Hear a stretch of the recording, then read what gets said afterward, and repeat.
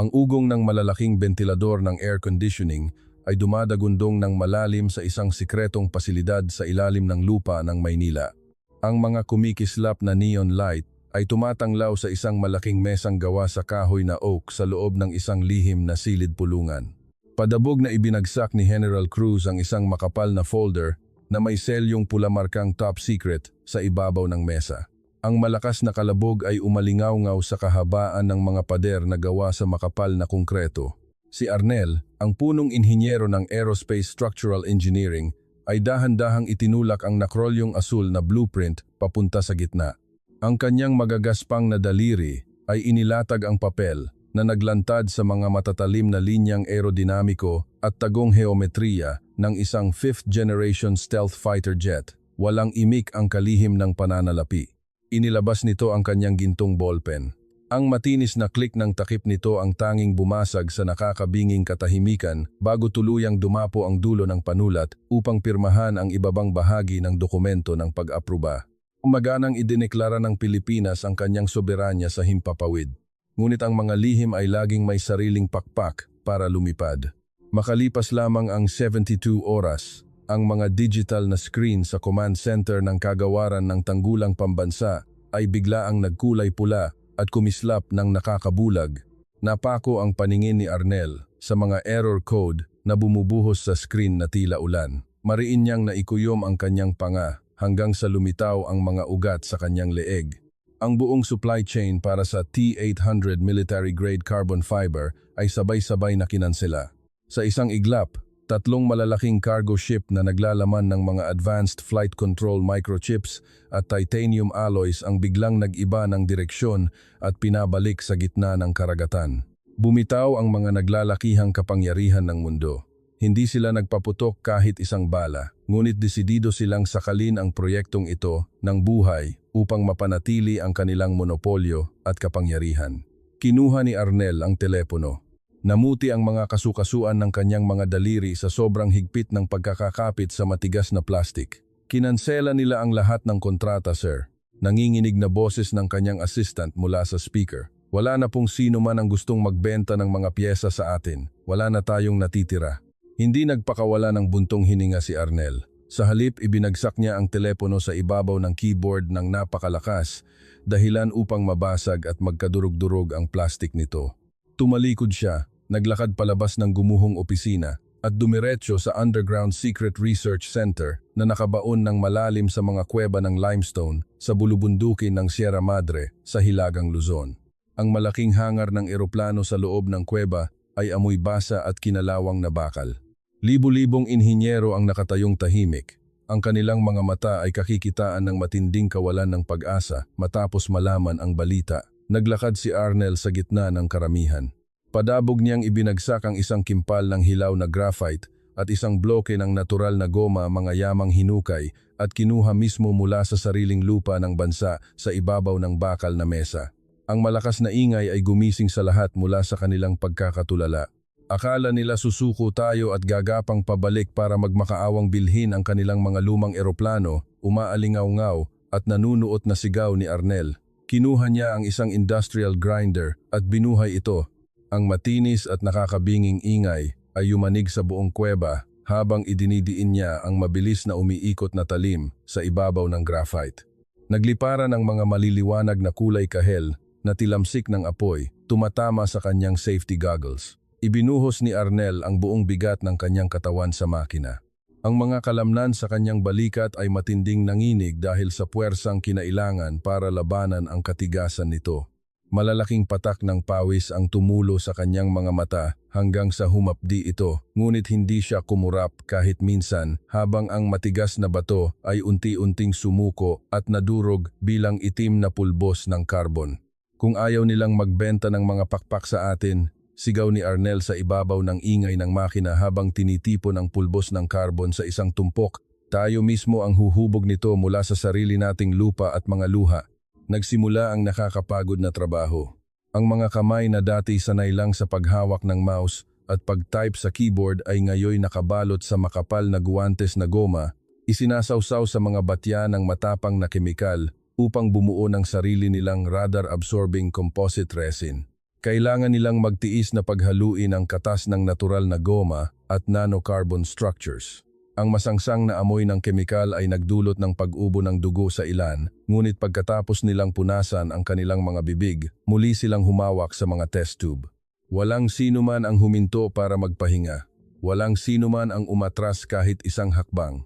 Bago ninyo ipagpatuloy ang pagbabasa, huwag kalimutang mag-iwan ng komento kung mula sa ang lugar ninyo ito binabasa at huwag kalimutang i-click ang follow button dahil ang susunod na mangyayari ay isang kwentong hindi ninyo dapat palampasin.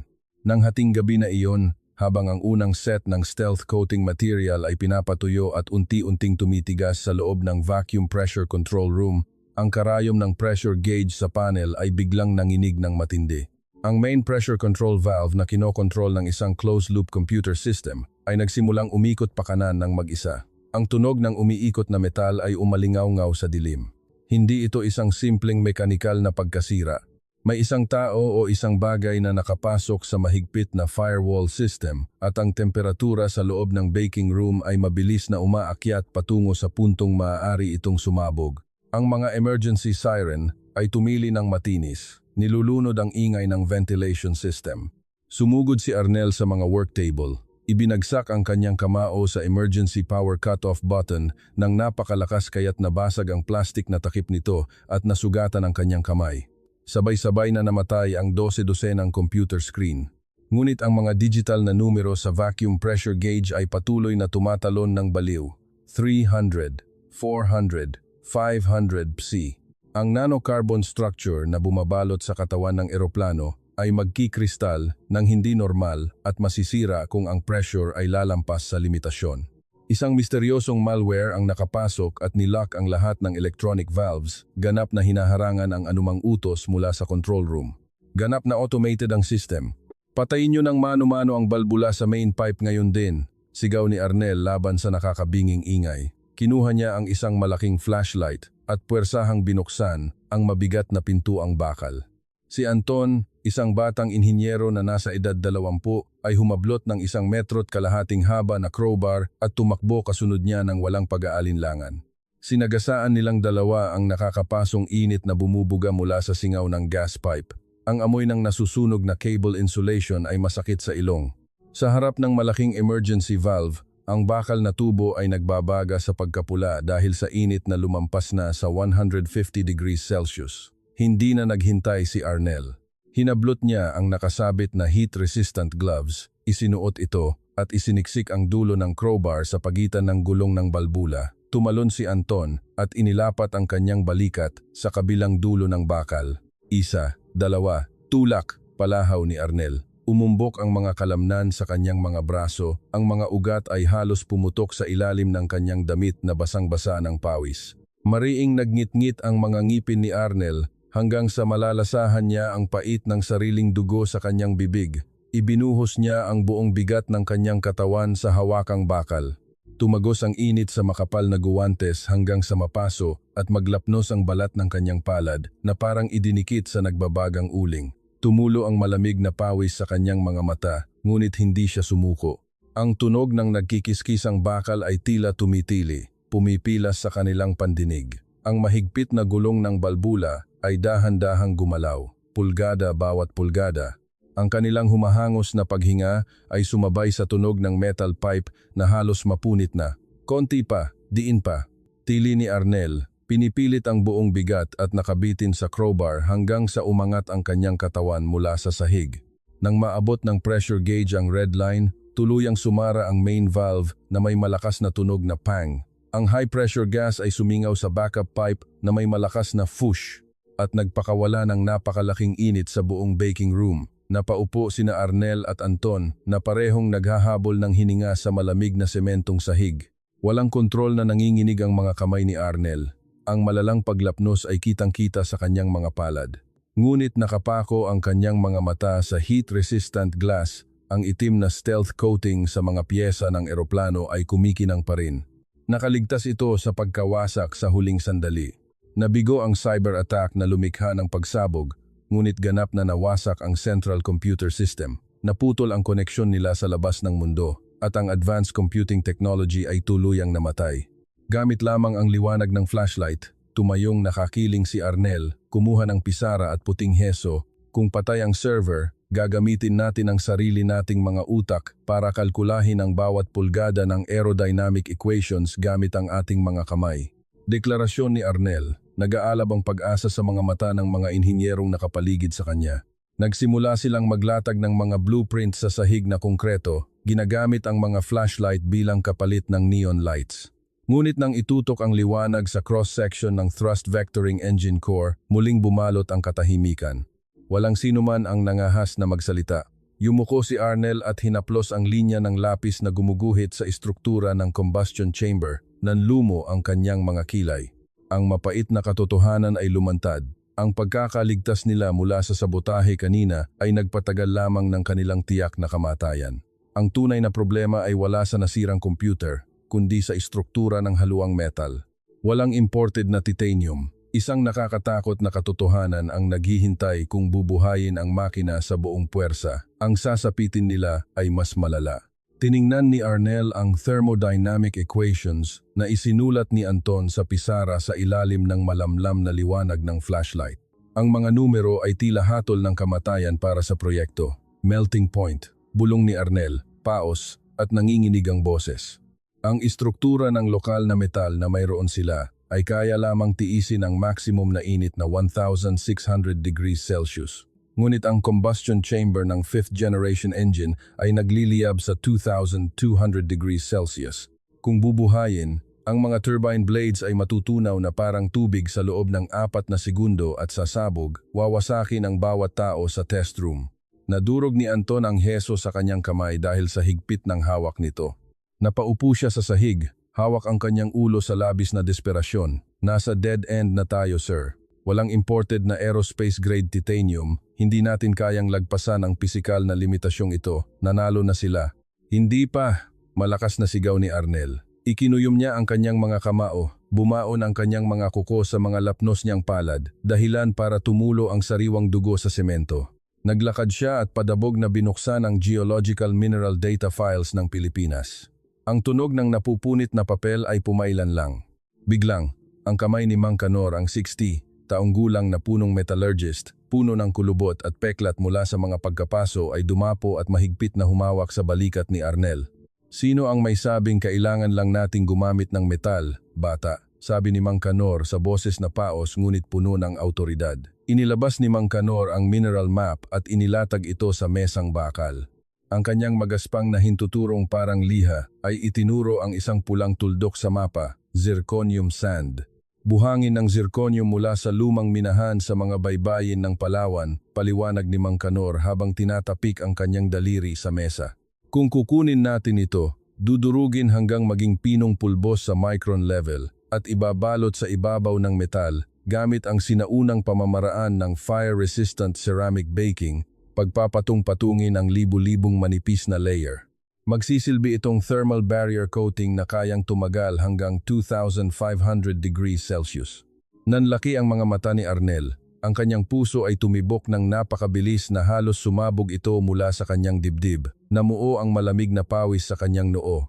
Sinulyapan niya ang mga chemical formula sa pisara at inihambing sa mapa. Mabilis na nagkalkula ang kanyang utak. Ang crystal structure ng zirconium ay maaari ngang gumana bilang heat radiation reflection shield sa pamamagitan ng talino at mga yamang magagamit sa loob ng bansa. Posible ito, baliw ang teoryang ito, pero pwede itong gumana, sigaw ni Arnel. Ang unang ngiti pagkatapos ng maraming araw ay lumitaw sa kanyang mukha. Ngunit dahan-dahang umiling si Mang Kanor. Ang mga mata ng matanda ay puno ng kalungkutan at malalim na pag-aalala. Para matunaw ang pulbos ng zirconium at dumikit sa bakal, kailangan nito ng napakataas na temperatura hanggang 3,000 degrees sa isang open furnace. Tumigil sandali si Mang Kanor at nahirapang lumunok. Nasira na ang automated system natin dahil sa virus. Kailangan nating gumamit ng tao para kontrolin ang furnace, hilahin at paikutin ang mga pyesa gamit ang mga sipit na bakal ng sarili nilang mga kamay. Ang init na ibubuga nito ay literal na lulutuin ang balat ng sino mang gagawa nito, tagos hanggang buto. Isang malamig na katahimikan ang bumalot sa buong silid. Walang mamahaling teknolohiya, walang matatalinong robotic arms para tumulong. Lamang laman, dugo, at buto ng tao ang tanging makakatawid sa malaimpyernong init na ito. Ang paglikha sa puso ng fighter jet na ito ay hindi na lang basta isang trabahong pang-inhinyeriya. Isa itong suicide mission na maaring pagbayaran ng buhay.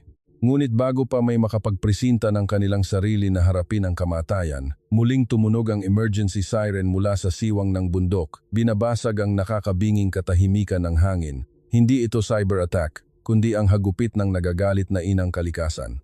Isang matinding flash flood ng pulang putik, dulot ng pinakamalalang tropikal na bagyo sa buong dekada, ang bumasak sa retaining wall sa labas at diretsyong bumubuhos papunta sa ventilation shafts ng Underground Research Center. Kung mababasa ng baha ang furnace at bumagsak ang temperatura, kahit kaunti lang, tuluyang matatapos ang buong proyekto. Ang ugong ng napakaraming tubig na bumabangga sa konkreto ay dumagundong na parang lindol. Ang malabong pulang putik ay umapaw mula sa gumuhong ventilation duct, lumikha ng isang mapangwasak na talon na nag-anod ng mga malalaking bato at mga bakal sa buong sahig. Tumalon si Arnel upang iwasan ang isang bumagsak na piraso ng air conditioning pipe na muntik nang tumama sa kanyang balikat. Kumuha siya ng megaphone at sumigaw laban sa dagundong ng bagyo. Isara ang water containment doors sa Zone B. Iwanan ang lahat ng gamit at tumulong na magbuhat ng mga sandbags para gumawa ng pader palibot sa furnace ngayon din. Huwag hayaang dumampi ang tubig sa pundasyon ng furnace kahit isang patak. Daan-daang inhinyero at mekaniko, maging eksperto man sa aerodynamics o mga welder, ay nahihirapang tumakbo sa hanggang tuhod na agos ng tubig. Binuhat ni Anton ang mga basang sandbags na tumitimbang ng higit 50 kilo sa kanyang balikat. Ang kanyang mga kalamnan ay nanginginig at naninigas sa bawat hakbang niya laban sa makapal na putik. Pinagpatong-patong niya ang mga sandbags upang bumuo ng isang kalahating bilog na pader palibot sa hot zone ng furnace. Ang matibay na ceramic furnace ay nakatayo sa likod ng pader na buhangin. Ang temperatura sa loob ay baliw na pumalo lagpas sa libu-libong degrees. Ang matinding init na ibinubuga nito ay nagpasimula ng mabilisang ebalwasyon sa nakakalapit na tubig baha na nagiging mainit na singaw sa isang iglap at bumabalot sa buong lugar ng makapal na puting usok. Kung ang malamig na tubig sa malaking bulto ay direktang tumama sa nagbabagang pader ng furnace, lilikha ito ng thermal shock na sasabog tulad ng isang higanteng bomba. Mabilis na tumaas ang tubig baha hanggang baywang. Si Mang Kanor, ang 60 taong gulang na matanda, ay nagngit-ngit ang mga ngipin. Humakbang siya pasulong, hinarangan ang agos ng tubig na tumatagos sa mga siwang ng sandbags. Ginamit ng kanyang dalawang kamay na puno ng peklat ang isang makapal na steel plate upang takpan ang butas. Pawis at maputik na tubig ang bumasa sa kanyang kulubot na mukha. Ang apoy mula sa furnace ay sinusunog ang kanyang likuran hanggang sa mag-umpisang umusok ang kanyang damit pantrabaho habang ang ibabang bahagi ng kanyang katawan ay nakalubog sa nakakamatay na lamig ng tubig na halos magparalisa sa kanya. Ang kanyang katawan ay literal na pinupunit ng labis na pagkakaiba ng temperatura. "Kaya pa, gamitin niyo ang katawan niyo para hawakan ang steel plate na yan," sigaw ni Arnel na nagbibigay ng direksyon. Tumakbo siya sa maputik na tubig para tumulong. Ginamit ang kanyang kanang balikat para ibagsak ang isa pang steel plate sa kabilang gilid at tulungan si Mang Kanor na labanan ang pressure ng tubig. Ang sakit ay gumapang mula sa lapnos ng kanyang palad tagos hanggang sa buto ng kanyang leeg, ngunit idiniin niya ang kanyang mga paa sa semento, hindi umaatras kahit isang pulgada sa gitna ng labanan sa pagitan ng tubig at apoy. Nagsimula ang proseso ng paghubog sa puso ng fighter jet. Dalawang metallurgical engineers na nakasuot ng makapal at aluminized silver heat-resistant suits ang dahan-dahang naglakad patungo sa bunganga ng furnace. Wala silang computer at walang temperature sensors, tanging ang mga mata at instinct lamang ng isang manggagawa. Gamit ang mahabang espesyal na steel tongs, hinawakan nila ang turbine blade na nababalutan ng zirconium powder at ipinasok ito sa gitna ng nakakabulag na apoy. Kinailangan nilang sukatin ang temperatura base sa kulay ng metal na nagbabago mula sa cherry red patungong bright orange at halos maging puti. Mano-mano nilang pinaikot ang mga tongs, pinanatili ang pantay na bilis upang matunaw ang zirconium powder at bumaon sa ibabaw ng metal sa micro-level, bumubuo ng perpektong heat shield film. Agad na sumingaw ang pawis ng mga manggagawa sa sandaling lumabas ito mula sa kanilang balat. ikot pa ng mabagal. Tama na ang kulay, panatilihin ang temperaturang iyan, sigaw ni Mang Kanor mula sa kabila ng sandbag wall. Kahit nakalubog sa tubig, ang mga mata ng matanda ay nakatutok ng matalim sa bakal na hinuhubog. Tila ba himalang umaayon sa kanila ang lahat hanggang sa biglang gumuho ang pinakadulong kaliwa ng sandbag wall. Ang high pressure na maputik na tubig ay bumasag sa depensa, tila isang hose na direktang bumaril patungo sa paanan ng furnace. Ang ingay ng tubig na bumabangga sa nagbabagang metal ay lumikha ng malakas na FUSH. Makapal na usok ang pumailan lang sa kisame ng kuweba, ngunit hindi iyon ang pinakamalalang sakuna. Sa gitna ng kaguluhan, isang maliit at matinis na crack ang umalingaw-ngaw sa pandinig ni Arnel. Nagmula ito sa steel tongs na hawak ng manggagawa. Ang istruktura ng tongs, na matagal nang sumasalo ng labis na init na lagpas sa orihinal nitong disenyo, ay nagsimulang mawalan ng tibay. Dahan-dahang nabaluktot ang dulo nito. Ang napakahalagang turbine blade na halos tapos ng lutuin ay dumudulas mula sa pagkakahawak at nahuhulog sa malalim at nagbabagang base ng furnace. Sinubukan ng manggagawa na higpitan ang hawak, ngunit mas lalo lang nitong nabilis ang pagde-deform ng natutunaw na bakal. Sa gitna ng nakakapasong init at nakakapanginig na lamig ng tubig, walang sino man ang umasa na sa susunod na sandali, ang susugod sa apoy upang sagipin ang piyesa ay hindi isang mekanikal na gamit, kundi isang bagay na nagpalaki sa mga mata ng lahat sa matinding gulat. Sumugod si Arnel sa unahan, binabaliwala ang lahat ng sigaw, hinablot niya ang isang makapal na fire blanket na basang-basa at napakabigat at ibinalot ito sa kanyang katawan. Ang tubig mula sa tela ay agad na naging puting usok nang pumasok siya sa 5-meter radius ng furnace. Gamit ang nanginginig na mga kamay, kinuha ni Arnel ang isang bagong pares ng tongs na gawa sa espesyal na high heat-resistant composite material na palihim niyang ginawa noong nakaraang gabi. Iniunat niya ang kanyang braso sa loob ng nagbabagang apoy kung saan tila umiikot ang hangin sa sobrang init. Nanigas at nanginig ang kanyang mga kalamnan hanggang sa lumitaw ang kanyang mga ugat. Ang malaimpyernong init ay tumagos sa basang tela, sinusunog ang kanyang balat na parabang kumukulo na ang kanyang sariling dugo. Ang pawis sa kanyang mga mata ay nagdulot ng hapdi na halos magpasara sa kanyang paningin, ngunit pilit niyang pinanatiling matatag ang kanyang mga daliri. Buong lakas niyang ibinuka ang tongs at eksaktong isinara sa gilid ng nahuhulog na turbine blade sa pinakahuling sandali. Ang puwersa ng pag-agaw ay nagpadala ng panginginig mula sa metal handle patungo sa kanyang balikat. Pinihit niya ang kanyang pulso, matagumpay na hinila palabas ang napakahalagang piyesa mula sa bangin ng impyerno. Ngunit bago pa man magdiwang ang lahat, ang mga neon lights sa buong lihim na pasilidad ay kumislap ng mabilis at tuluyang namatay, kasabay ng malakas na dung mula sa backup power generator na bigla ang napatay.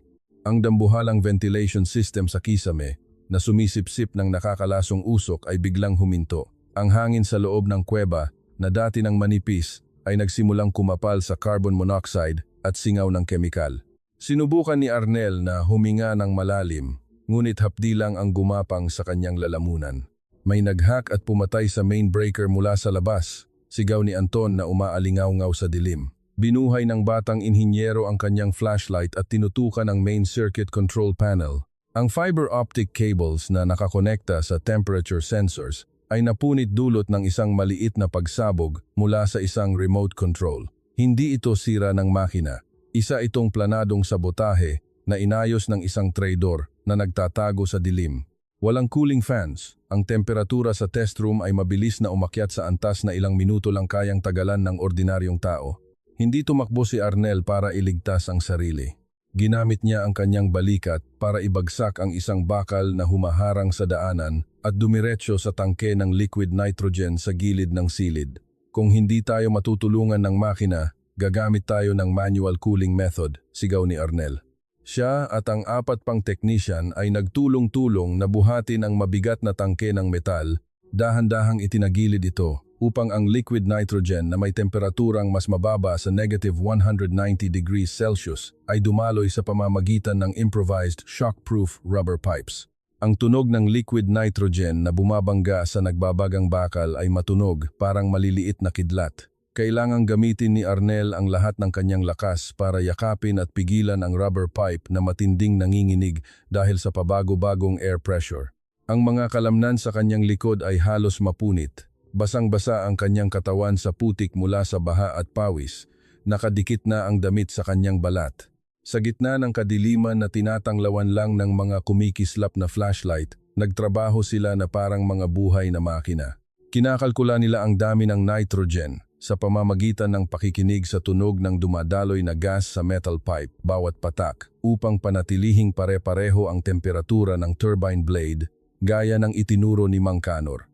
Ang blade na binalutan ng zirconium ay nagsimulang magbago ng kulay mula sa mapupulang pagbabaga ay naging madilim na lila hanggang sa maging kalmado at bakal na kulay abo. Ang pattern ng coating ay perpekto. Ngumiti si Arnel sa kabila ng luha ng sakit. Ang mga paso sa kanyang kamay ay namanhid na. Wala na siyang naramdaman kundi ang pagmamalaki habang pinapanood na tumitibok ang puso ng eroplanong ito sa sarili nilang mga kamay. Bago tayo magpatuloy sa kwento, huwag kalimutang ikomento kung saan kayo nagbabasa at pindutin ang follow button dahil hindi nyo dapat palampasin ang mga susunod na tagpo. Nang ilalagay na sana ni Arnel ang huling turbine blade sa heat-insulated storage box, nahagip ng kanyang mata ang anino ng isang taong mabilis na gumagalaw patungo sa imbakan ng liquid hydrogen propellant na nasa kabilang pader ng kuweba. Sa kamay ng anino ay isang itim na metal na may nakakatakot at kumikislap na pulang ilaw. Agad na pagtanto ni Arnel na ang pagwasak sa mga sensor kanina ay isa lamang pampalito upang ihanda ang isang pagsabog na wawasak sa kanilang lahat at gagawin silang abo. Ibinagsak ni Arnel ang storage box sa lupa. Sa gitna ng dilim, tumakbo siya ng mabilis, tumatapak sa maputik na tubig ng may malalakas na tilamsik. Ang kanyang hita na pagod ay tila sumisigaw sa sakit. Ang nakaitim na lalaki ay umaakyat na sa bakal na hagdan ng high-pressure liquid hydrogen tank. Sa kamay niya ay isang modified C4 plastic explosive. Ididikit na niya ang timer circuit sa main pressure relief valve. Kung sumabog ito, ang buong underground research center na ito ay magiging isang malaking bunganga ng bulkan sa isang iglap. Tumalon si Arnel ng buong lakas.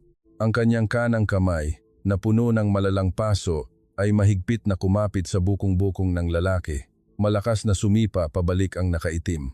Ang matigas na dulo ng kanyang sapatos ay tumama sa pulso ni Arnel at narinig ang malakas na paglagutok ng nabaling buto. Gumapang ang matinding sakit patungo sa kanyang utak, ngunit mariing kinagat ni Arnel ang kanyang ngipin hanggang sa tumulo ang dugo sa gilid ng kanyang labi. Hindi siya bumitaw, hinila niya ng buong lakas hanggang sa bumagsak ang lalaki sa ibabaw ng bakal na lapag sa ibaba na may napakalakas na kalabog. Nagpagulong-gulong silang dalawa sa alikabok at putik. Inilabas ng nakaitim na lalaki ang isang pocket knife at hiniwa ang braso ni Arnel. Tumalsik ang sariwang dugo, ngunit mas matindi ang galit sa puso ng inhinyero. Ikinuyom niya ang kanyang kaliwang kamao at malakas na sinuntok sa panga ang traidor, dahilan upang mawalan ito ng balanse. Mabilis na pumababaob si Arnel, ginamit ang kanyang tuhod para idiin sa dibdib ang kalaban. Lumipat ang kanyang paningin sa bomba na nahulog sa tabi nila. Ang pulang digital na numero ay baliw na bumibilang pababa, 001. Wala nang oras para putulin ang mga wire. Ginamit ni Arnel ang utak niyang pang-inhinyero upang suriin ang sitwasyon sa isang iglap. Ang igniter circuit ay gumagamit ng lithium polymer battery upang magbigay ng kuryente para sa spark.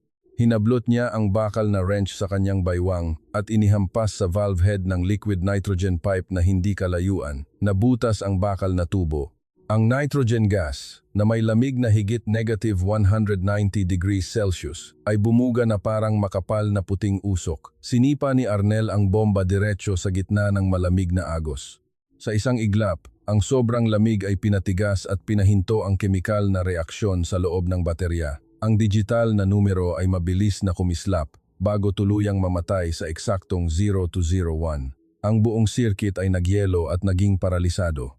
Nakaligtas sila sa sakuna sa huling segundo. Hingal na hingal si Arnel. Ang dugo ay tumutulo mula sa kanyang braso, humahalo sa putik. Hinablot niya ang ski mask ng nakaitim na lalaki. Eksaktong bumukas ang pulang emergency light sa kisame na naglantad sa isang pamilyar na mukha. Isa ito sa mga trainee engineers na siya mismo ang nagpasok. ang lalaking minsang nakasalo niya sa hapag at nangakong ipagtatanggol ang himpapawid ng Pilipinas. Ang traidor ay ngumiti ng mapakla, puno ng dugo ang labi. Tumawa siya ng paos habang bumubulong ng mga salitang nagpataas ng balahibo ni Arnel. Baka mapigilan mo ang pagsabog ng tangkeng ito, pero alam mo ba kung bakit nagpahuli ako ng ganito kadali? Dahil ang totoong target ay hindi ang engine, kundi ang mismong katawan ng eroplano sa Hangar Number 1. Hindi pa man natatapos ang mapang-asar na tawa ng traidor, isang malakas na dagundong ng pagsabog ang umalingaw-ngaw mula sa kisame sa ibabaw ng assembly zone. Ang pagyanig ay nagpabagsak ng mga bato ng limestone tulad ng ulan. Nanlaki ang mga mata ni Arnel. Itinulak niya ang katawan ng traidor sa putik at tumakbo ng buong bilis patungo sa Hangar 1. Ang bumulaga sa kanya ay isang bangungot. Ang pangunahing haligi na pumipigil sa kisame ng kuweba, eksakto sa itaas ng itim na stealth fighter jet, ay nawasak ng high explosive charges. Ang malalaking bitak ay mabilis na gumagapang sa buong kisame. Ang batong bundok na tumitimbang ng higit 500 tonelada ay nakatakda ng bumagsak at durugin ang obra maestra ng bansa anumang segundo. Anton, dalhin mo ang 10 units ng industrial hydraulic jacks dito ngayon din. Welding team, maghanda ng H-beams at bumuo ng triangular truss para ilipat ang bigat sa sahig, bilis. Sigaw ni Arnel laban sa ingay ng nagbibitak na bato. 12 ng inhinyero ang nakalimutan ang kanilang takot sa kamatayan. Tumakbo sila habang buhat ang mga mahahabang steel beams, sumugod diretso sa ilalim ng guguho ng kisame. Hila-hila ni na Anton at ng kanyang pangkat ang 50-ton hydraulic jack sa ilalim ng mga bakal. Isinuot ni Arnel ang kanyang welding mask. Kinuha ang argon gas welding torch at pinindot ang switch. Ang asul at nakakapasong liwanag ay sumiklab, tinutunaw ang bakal. Bingi ang tunog ng kisame, malalaking bato ang bumagsak, muntik nang tumama sa likod ni Arnel, ngunit nanatili siyang nakatayo tulad ng isang rebulto. Ang kanyang pulso ay gumalaw ng perpekto at walang mintis. Ginamit niya ang layered welding technique para pagdugtungin ang mga bakal na kayang tiisin ang maximum na bigat. Malalaking patak ng pawis ang tumulo sa kanyang mata. Ang mga tilamsik ng apoy ay tumagos sa kanyang damit at sinusunog ang balat niya, ngunit hindi siya kumurap o bumitaw man lang sa torch. Nakahawak na, itulak pataas, tili ni Arnel nang matapos ang huling dugtong. 5 H-beams ang itinulak pataas upang saluhin ang gumuguhong bato. Ang pagbabanggaan ng puwersa ng bakal at ng bigat ng bundok ay lumikha ng isang nakakikilabot na ingay ng nagkikiskisang metal. Biglang, ang ibabang bahagi ng isa sa mga steel beams ay dumulas mula sa center of gravity. Kung babagsak ang beam na ito, guguho ang buong istruktura. Hindi nag-atubili si Arnel. Tumalon siya, ginamit ang kanyang sariling balikat at braso upang ipitin at salagin ang base ng bakal para pigilan ang pagdulas nito. Ang napakabigat na puwersa ay bumaon sa kanyang balikat at narinig ang pagtunog ng kanyang mga buto. Nakita ito ni Anton. Agad siyang sumugod upang tumulong na itulak ito. Sumunod si Mang Kanor at ang iba pang mga inhinyero. Ginamit nila ang kanilang sariling laman at dugo para labanan ang bigat ng isang bundok. I-lock ang base screws ngayon, sigaw ni Anton sa isa pang manggagawa. Ang ingay ng pneumatic wrench na bumabaon sa malalaking nut papunta sa konkreto ay dumagundong. Namhid ang buong katawan ni Arnel. Halos matanggal ang kanyang balikat, ngunit sa wakas, matagumpay na nailak ang bakal na haligi. Ang tunog ng pagguho ng mga bato ay dahan-dahang humupa. Ligtas na nailipat ng emergency steel structure ang 500 toneladang bigat patungo sa sahig. Ang itim na 5th generation stealth fighter jet ay nakatayong matikas, walang ni isang gasgas. Ang traidor, na ngayon ay posas at nakikita ang buong pangyayari, ay napaluhod sa putik na walang lakas. Ang kanyang mga mata ay puno ng matinding gulat at kahihiyan. Inakala niyang tatakbo palayo ang mga tao sa harap ng tiyak na kamatayan, ngunit nakita niya mismo na ang mga Pilipinong ito ay handang ialay ang kanilang laman at buto para protektahan ang isang piraso ng bakal. Ito ang pinakamasakit na sampal sa kanyang pagkatao. Hindi lamang siya nagtaksil sa kanyang mga kasamahan, kundi tinraidor din niya ang dakilang diwa ng pagkamakabayan ng kanyang sariling bayan. Paikang-ikang naglakad si Arnel mula sa ilalim ng eroplano. Ang kanyang katawan ay puno ng pasa, dugo at uling. Tiningnan niya ang stealth fighter, ang simbolo ng karangalan, bago lumingon at tumango kay Anton. Handang-handa na ang lahat para sa makasaysayang test flight. Ngunit ang kapayapaan ng tagumpay ay hindi tumagal kahit isang minuto. Ang lumang military communication radio sa control desk na nakaset sa National Emergency Frequency ay biglang bumusina. Umiiyak ang boses ng Coastal Radar Officer na nag-uulat ng pinakamataas na antas ng babala. Isang malaking armada ng aircraft carriers mula sa isang banyagang kapangyarihan ang pumasok na sa West Philippine Sea at kasalukuyan nilang nakalock ang kanilang mga anti-aircraft missiles sa eksaktong coordinate ng bundok na ito. Ang missile warning siren ay umalingaw-ngaw sa buong lihim na kuweba. Hindi tumakbo si Arnel para magtago. Hinila niya ang IV tube mula sa sariling braso. Ang pulang dugo ay tumulo sa semento. Paika-ika siyang naglakad patungo sa main control panel at pinindot ang pindutan na magbubukas sa higanteng security doors sa tuktok ng bundok. Ang ingay ng malalaking bakal na gear ay umugong. Dahan-dahang bumukas ang kisame ng kuweba na naglantad sa madilim na kalangitan ng gabi. Ang liwanag ng buwan ay tumanglaw sa makinis at itim na katawan ng 5th generation fighter jet. Isang Air Force Major, ang test pilot na nakasuot ng G-suit, ang humakbang palabas mula sa mga anino. Tahimik siyang sumaludo kay Arnel bago sumampa sa sabungan. Ang glass canopy ay dahan-dahang sumara, hermetikong selyado ng vacuum system. Wala nang oras para ilabas sa runway. Sigaw ni Arnel sa communication mic, nanginginig sa higpit ng hawak niya. Magpapaputok sila ng mga Tomahawk cruise missiles para wasakin ang bundok na ito sa loob ng 3 minuto. Kailangan mong gamitin ang vertical take-off system. Lumipad ka palabas sa butas ng kisame. Ngayon din, nagsimulang umugong ang thrust vectoring engine.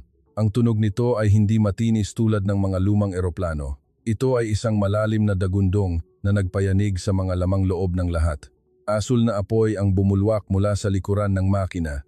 Pumalo ang temperatura lagpas 2,000 degrees, ngunit ang zirconium insulation na pinagbuwisan ng buhay ni Mang Canor at ng kanyang team ay perpektong pinrotektahan ang istruktura ng metal. Daan-daang inhinyero na nakaligtas sa pagkawasak kanina ang nakatayo, mahigpit na nakahawak sa mga barikadang bakal. Ang kanilang mga mata ay namumula. Ang ilan ay may obendang puti sa ulo at braso na tadtad ng dugo. Wala silang hiyawan, tanging katahimikan at panalangin sa kanilang mga puso ang naroroon. Luha ng pagod at pagmamalaki ang bumasa sa kanilang mauling na mga pisngi. Stealth system fully functional. Radar absorbing coating is stable. Ulat ng piloto sa radyo, sintigas ng yelo ang kanyang boses. Ang ipinagmamalaking fighter jet ng bansa ay dahan-dahang umangat mula sa lupa. Ang malakas na hangin ay nagpaikot sa alikabok at usok bago ito biglang pumailan lang, tumagos sa butas ng bundok at lumipad sa kalangitan ng gabi tulad ng isang itim na sibat na bumutas sa kadiliman. Sa command center ng higanting banyagang armada sa gitna ng West Philippine Sea, ang aroganting fleet commander ay nakatitig sa radar screen. 2 cruise missiles ang na-unlock na at handa ng iputok upang durugin ang pag-asa ng Pilipinas. Ngunit sa mismong sandaling lumagpas ang stealth jet sa tuktok ng bundok, isang hindi inaasahang bagay ang nangyari. Ang kanilang mga mamahalin at bilyon-bilyong dolyar na tactical radar screens ay kumislap ng marahas. Ang liwanag ay tumama sa namutlang mukha ng commander. Ang mga pulang tuldok na dati nakalock sa target ay biglang nagkadurog-durog at naging daan-daang tuldok. Sila'y gumalaw at umikot ng baliw sa screen na parang mga nagkawatak-watak na bubuyog bago tuluyang nawala at naging purong itim. Sumugod ang commander, ibinagsak ang kamao sa control panel hanggang sa mabasag ang salamin nito. Anong nangyayari? Bulag na ba ang anti-aircraft system natin? I-reset ang radar ngayon din. Sigaw niya hanggang sa lumitaw ang mga ugat niya sa leeg. Pinagpapalo ng combat technician ang keyboard, nanginginig ang mga kamay na nagtatype ng emergency codes. Malamig na pawis ang tumutulo sa kanyang noo papunta sa mga circuit boards habang pilit nilang nire-restart ang mainframe. Ngunit puting static white noise lang ang lumalabas sa screen, tila pinagtatawanan sila. Nagpapadala ng electromagnetic waves ang kanilang radar, ngunit kinakain ito ng buo ng kalawakan. Sa kaitaasan, sa altitude na 40,000 feet, sa ilalim ng mababang air pressure at sub-zero na temperatura, mahigpit na hawak ng Pilipinong piloto ang control stick. Ang kanyang mga nakagwantes na daliri ay lumipat sa weapons panel. Pinindot niya ang dilaw na button upang ganap na pakawalan ang electronic warfare system. Ang napakalaking enerhiya mula sa makina ay na-convert at ibinaril pabalik sa karagatan ng buong talas. Hindi ito nakawasak gamit ang apoy o pagsabog, kundi pinilas nito ang lahat ng communication networks, binulag ang mga reconnaissance drones, at pinaralisa ang missile guidance system ng buong armada sa software level. Ang stealth coating na pinaghirapan at binalot ng mga Pilipinong inhinyero gamit ang kanilang sariling pawis, dugo at hubad na kamay sa gitna ng bagyo ay perpektong gumana. Sinipsip nito ang bawat frequency ng radar na itutok dito, naiwan itong walang bakas, tila isang black hole sa kalangitan. Sa underground facility, napaupo si Arnel sa isang upuang bakal na walang natitirang lakas. Nakita niya ang linya ng signal ng kaaway na bumagsak sa 0 sa mga monitor. Ang natuyong dugo sa kanyang lapnos na palad ay hinugasan ng mainit na luha. Si Mang Kanor, ang 60, taong gulang na punong metallurgist, ay napaluhod sa malamig na semento. Itinaas ng matanda ang kanyang mga kamay na puno ng peklat mula sa pagkakapaso at tinakpan ang kanyang umiiyak na mukha. Ang kanyang paghikbi ay umalingaw-ngaw. Daan-daang mekaniko at inhinyero na nakaligtas sa baha at sabotahe ang nagyakapan ng mahigpit.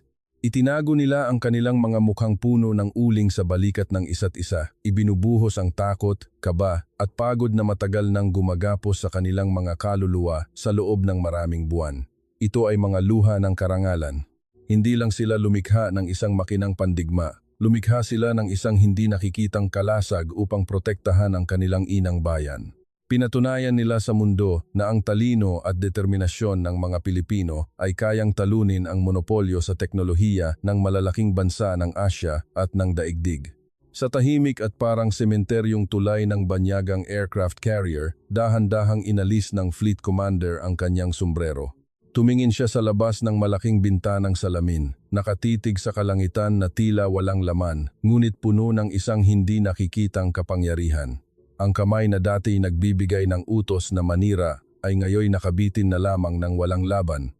Ipinikit niya ang kanyang mga mata bilang tanda ng pagsuko at napilitang bitawan ang pinaka-nakakahiyang utos sa kasaysayan ng kanilang hukbong dagat. Kansilahin ang missile locks, patayin ang cruise missile system. I-pull out ang buong armada sa West Philippine Sea. Nagtagumpay sila. Ang Pilipinas ay mayroon ng perpektong 5th generation fighter jet. Ang dambuhalang armada ay dahan-dahang umikot, tahimik na umatras palayo sa teritoryo ng bansa. Ngunit sa gitna ng pag-apaw ng saya sa research center, isang maliit na pulang ilaw ang biglang kumislap ng mabilis sa cockpit instrument panel ng jet, kasabay ng matinis na emergency warning alarm. May tagas? Dahil sa biglaang vertical acceleration upang maiwasan ang pagsabog kanina, nakatanggap ng matinding shockwave ang cooling system at ngayon ay nabasag. Ang eroplano ay nanginginig ng matindi hanggang sa lumabo ang mga digital circuits nito. Ang temperatura sa combustion chamber ay mabilis na umaakyat. Beep! Beep! Tila tibok ng pusong malapit ng huminto. Ang turbine blades na ginawa ng mano-mano ni Mang Kanor ay pilit na tinitiis ang limitasyon nito sa ilalim ng hypersonic speed. Kinagat ng Pilipinong piloto ang kanyang labi sa loob ng oxygen mask. Nararamdaman niya ang init na tumatagos sa sabungan hanggang sa ma-deform ang kanyang flight suit. Control, 80% failure sa cooling system. Nawawalan ako ng thrust. Susubukan kong i-glide ang eroplano para sa emergency landing sa lumang dirt runway malapit sa dam. Paika-ika niyang ulat. Sa command center, sumugod si Arnel sa mikropono. Huwag mong iiwan ang eroplano. Huwag kang mag-eject. Kung mag-eject ka, babagsak yan sa mga komunidad. Sigaw ni Arnel, sabay mabilis na nag-type sa halos wasak ng keyboard. Anton, buhayin mo ang backup heat dissipation system patungo sa kaliwang pakpak. Gamitin ang prinsipyo ng aerodynamic air cooling. Agad na sumugod si Anton at ang iba pang mga inhinyero sa mga computer.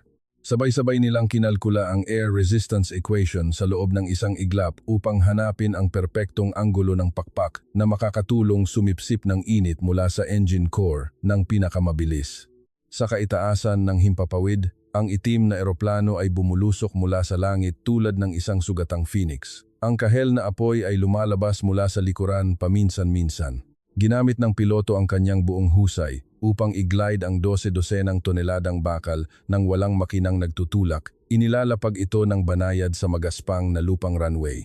Ang matinis na tunog ng gulong na kumakayod sa graba ay umalingaw-ngaw. Makapal na puting usok ang bumalot sa eroplano bago ito tuluyang huminto, ilang metro na lamang bago mahulog sa bangin ng dam. Isang napakalalim na katahimikan ang bumalot sa bundok. Ang malamig na hangin ng umaga ay umihip sa mga guho ng research center. Tumakbo palabas ng kuweba sina Arnel, Mang Canor at daan-daang inhinyero. Huminto sila sa tapat ng fighter jet. Ang katawan nito ay tadtad ng marka ng sunog at alikabok, ngunit nakatayo pa rin itong matikas at buhay. Dahan-dahang binuksan ng piloto ang canopy. Inalis niya ang kanyang helmet, inilantad ang mukhang basang-basa ng pawis ngunit may ngiti ng malalim na respeto. Hindi agad lumapit si Arnel sa eroplano.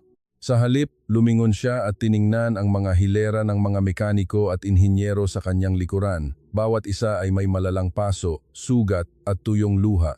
Tumango ng bahagya si Mang Canor. Ang mga mata ay nagniningning. Nakita ng matandang gumamit ng sariling kamay para maghulma ng bakal ang pinakamalaking tagumpay ng kanyang buhay. Walang malaking parada. Walang mga medalyang ipinang-ipit sa kanilang dibdib noong araw na iyon.